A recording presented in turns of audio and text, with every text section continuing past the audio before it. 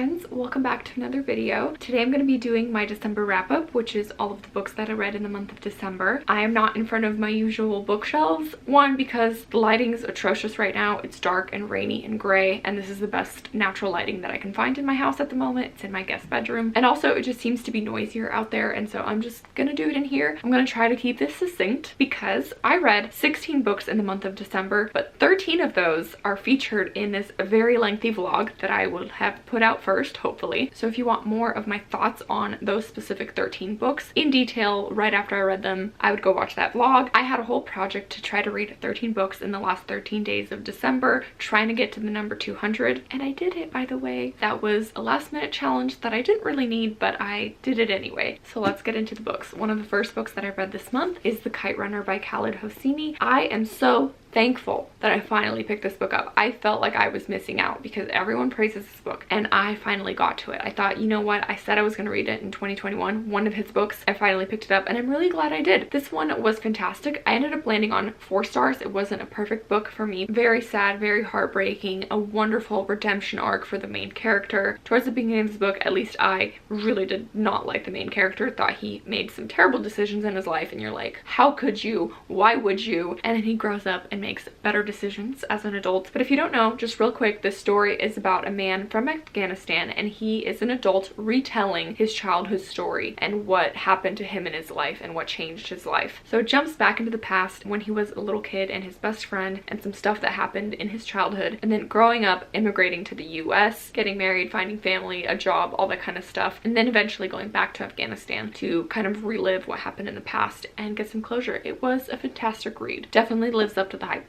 The next book I read in December is Little Women by Louisa May Alcott. I have a whole vlog where I talk about this book as well because I read this while on vacation sitting on a beach in Mexico, and that was wonderful. Although this is a very Christmassy, atmospheric, cozy, nostalgic book, I still had a bunch of fun reading it on the beach. This was easily a 5-star read, one of my new all-time favorite books, a wonderful classic that I'm so thankful that I read. The sisterhood, the friendships, the mother-daughter relationships, the moral stories, the coming of age of multiple characters, their thoughts and motivations, fears and emotions behind so many decisions that they made in their life. It was simply just one of the best books that I've ever read. And the last book that I read before I started my 13 books in 13-day challenge is The Thursday Murder Club by Richard Osman. This mystery thriller is getting quite a lot of buzz right now. I feel like so many people were reading it and hyping it up, and it was a lot of fun. I ended up giving it 4 stars. It is a very cozy, sweet, wholesome, funny murder mystery following a group of older adults in a retirement community, and they love to solve mysteries, and so it's their friendship and their stories, the different people that they meet in their lives, and then eventually someone actually dies and they end up investigating this murder. And then to kick off the 13 books challenge, I read the sequel to that book that just came out in 2021, and that is The Man Who Died Twice by Richard Osman. I believe this is going to be a longer series with multiple books. I don't really think I'm going to continue it, but I still had a lot of fun with this one. Also ended up giving it 4 stars. It just picks up right where the first book left off, follows the same group of older adults that are uncovering a mystery. It dives more into their backstories. The mafia gets involved. The MI6, which is like the CIA of UK, gets involved. It's still pretty fun and humorous and sweet and wholesome. These are great murder mysteries, kind of like lighthearted and fun. And then to talk about all of these other books for this challenge, I'm going to go out of order because I kind of grouped them into categories. So since we just talked about murder mystery thrillers,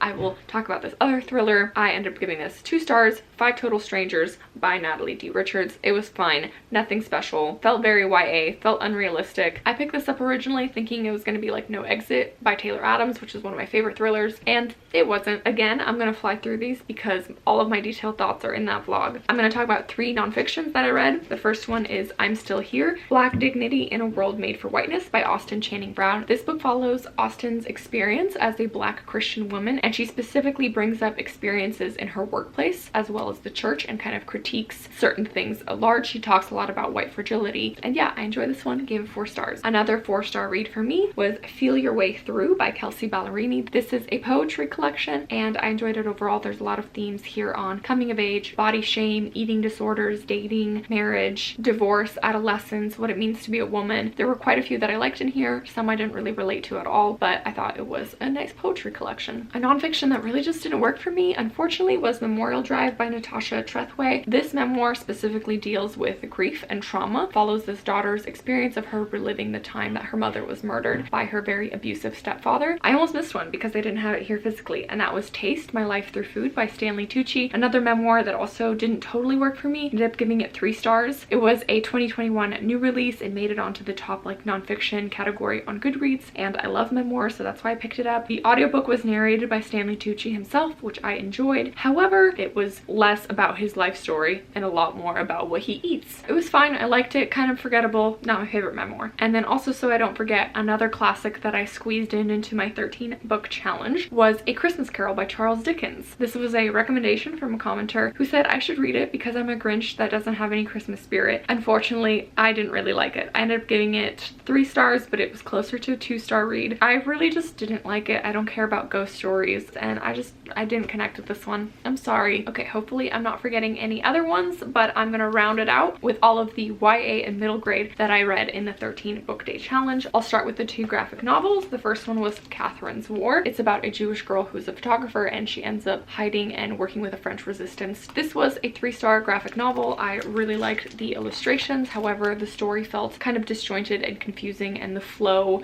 was hard for me to follow along with, but it was a very interesting perspective, and it did make me do some Google researching. I then picked up They Call Us Enemy by George Takei, and this was a young adult graphic novel about the Japanese internment camp experience during World War II, where 120,000 Japanese Americans were held captive by the US government. This is a first-hand account of that experience being a child in one of those camps, and I learned a lot from this one. Gave it 4 stars. Another World War II YA that I picked up is The Boy in the Striped Pajamas by John Boyne. This follows a young German boy and his family who moved near Auschwitz because his father is a high-ranking Nazi commander in charge of the concentration camp, and this young boy ends up befriending a Jewish boy on the other side of the concentration camp. I also gave this one 4 stars. It is very sad, but it was a very interesting perspective. A middle grade that I picked up is Bridge to Terabithia by Katherine Paterson. I had previously watched the movie and absolutely loved the movie as a kid, and so I really was excited to pick up this middle grade, and it was great. This book is also about young friendship. 2 9-year-olds become really close friends. The themes of this book are around bullying and dysfunctional family, sibling relationships, parental relationships, childhood creativity and wonder and imagination. I haven't watched the movie in years, but I really hope to revisit it because I remember really loving it and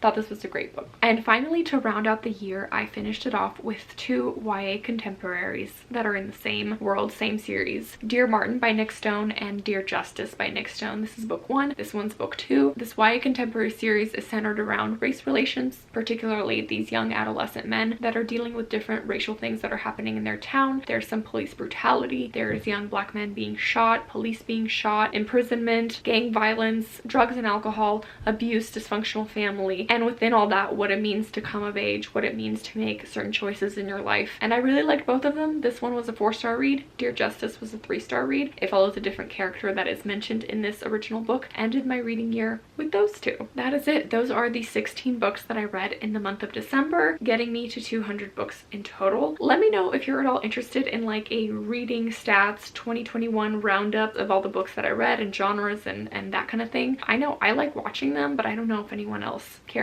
So let me know if you're interested in that, because I could make that. But I really appreciate you guys watching. 2021 was a great reading year, and I'm excited for 2022. Thank you guys all for watching, for spending time with me. I appreciate all the love, and I'll see you guys in more videos soon. Bye.